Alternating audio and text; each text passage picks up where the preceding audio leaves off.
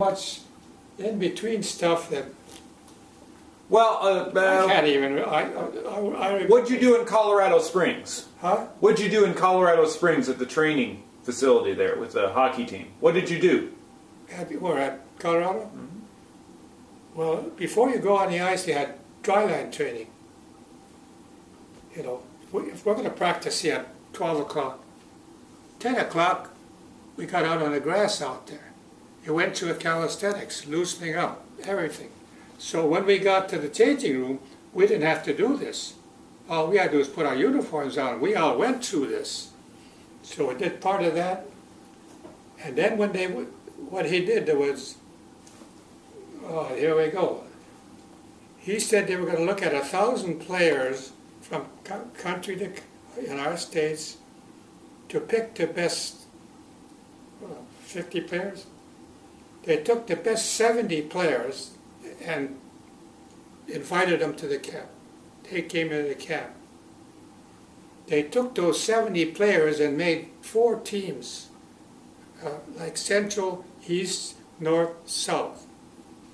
They made teams out of them, and we played across each other. You know, North would play the East, East would play the East.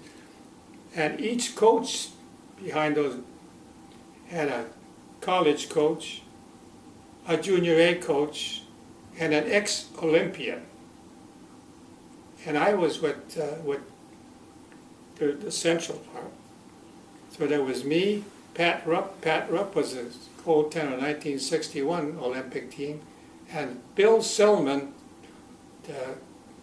of St. Louis University. He was the head coach. Now we got 4 teams. Now we play a round robin. Now, when our team wasn't playing, we were watching the other 2. We had to be up. I was up in the stands, like I say. We got a pad from Herb. You mark down here on that practice. Who do you like out there? Turn in the report after every practice. You turn it in. And then he evaluates those after it's all over. And he goes right around. And a couple of times I was up there when the head scout for the Red Wings was there too, because the pros were there. And I was sitting up there, and he came by me, because at that time I had coached the Red Wings Junior Club, so he knew me. He said, "Who do you like out there, Carl?" And I told him, Kellyus and a few other ones. And he said, I said, "I like that one, I forget his name." I said, "He's not the best skater, but he is tough. He can skate, but he wasn't, you know, he was more a laid-back type guy. He would wait for things to happen rather than make them happen. But he was good with his hands, and he was strong."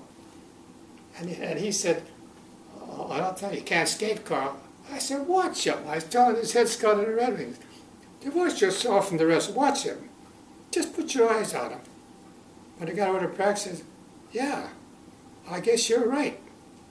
He missed it, and he's the head coach, head scout at the Red Wings, so you can't get on him. You're going to miss some of them." That's why Ollie was with me. If I cut a player, she'd ask me from practice, "Who'd you cut today?" And like I said, I cut one player, and his name was Bill Evo, and she said, "You made a mistake." I said, "Come on, Al. What do you mean?" I said, "He can't skate." He said, "But you always told me, watch his hands. Is he afraid of the boards? Is he aggressive?" I said, "What is?" He said, "Yeah, but," I said, "But he's stumbling all the time." I said, he gets up, he's falling." So when I got up after the practice, that's when Ollie said, "Who'd you cut?" I said, "Bill Evo." She said, "You didn't." I said, "Yeah." I told him. She said, "Well, you told me what to watch." I said, "And you did a good job." But she said, when I got home, it was about 10 o'clock at night. I asked Carly, "You think I made a mistake?" She said, "Yeah, why don't you call him back? You made a mistake." She told me right outright. So I called him. And his father was an ex-pro. So I said, is Bill still there? He said, no, he's in his bedroom. He's cut it down because he got cut. I said, put him back on the phone. So he got on the phone. I said, Bill, come on, I'll give you another shot next Tuesday. So he's playing. He comes in again. He's slipping and falling. I said, Bill, come here. I looked at his skates. He had a pair of skates. I don't know how he ever kept them on his feet. No wonder he was slipping and falling, you know? Yeah, so I said, I'll tell you what, Bill, I got an account down from the Red Wings. I had an account with a guy he owned a sporting goods store on the east side. And the Red Wings gave me a blank check over there. So I told Bill, I called him, Whitey, his name was Whitey. I said, Whitey, I'm sending a kid over there tomorrow. Fit him with a pair of skates. I said, what's his name? I told him Bill. He said, okay, when he comes over, I'll let you know. And he fed him with the skate. And then he sent me the bill. I said, send me the bill. Don't give it to Bill. And I paid for his skates. You should have seen the difference in the hockey player. And you know what? He made the team, my team. He got a scholarship to Michigan State. He went from Michigan State to the Red Wings. He was a vice president of the Red Wings. That was all he picked. And then, you know, they advertised up in Houghton, they had a big meeting. First place pro hockey was ever played. So we went up there to see it. My brother was there. And Bill Evo and them, they were over there watching there. And we were sitting there. And I told Ollie, there's Bill Evo. I said, she said, where? I said, oh, there.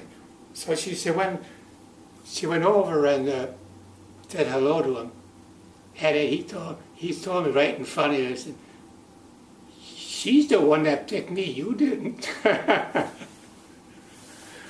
My boy Ollie went 9 feet tall. But see how it goes? Ollie was a good scout. Oh, yeah. She shot over, Ollie's seen over 200 hockey games.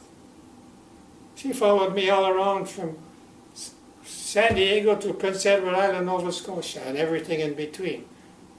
She was at all the games. Yeah. I'm going to